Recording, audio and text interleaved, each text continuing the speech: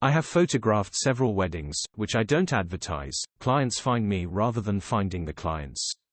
I have seen a dramatic increase in clients wanting the digital images to be forwarded on a memory stick rather than in photographic albums.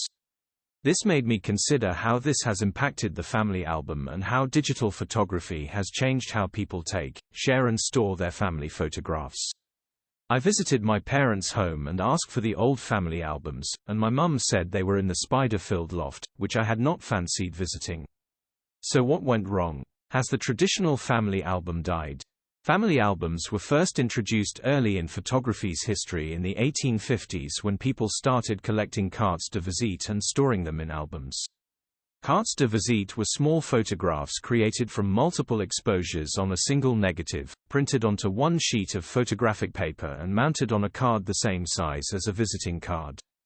The tradition of storing photographs in albums continued when photography became available to the masses in the form of snapshot photography and continued to be a smart way to construct a visual narrative of family life as an aide-memoir for future memories.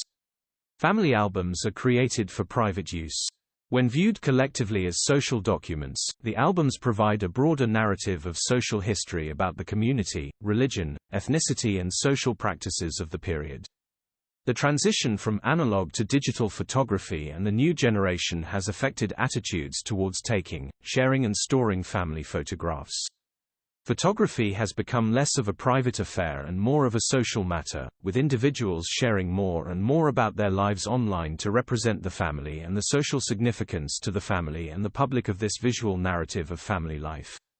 As digital technology becomes more pervasive in our lives, photographs have become a component in the broader narrative of digital communication and form part of a complex flow of information. It's impossible to fully ascertain digital family photographs' survival as times change and future generations come forward. Still, an understanding of the current storage and use has been used to assess attitudes and indicate potential approaches that might be adopted in the future to compile coherent and meaningful digital collections of family photographs. When the revolution of photography as a mass commodity came along, Kodak introduced a simple handheld Brownie camera where the consumer bought the camera, took the pictures, and then returned the whole camera to Kodak for the film to be processed.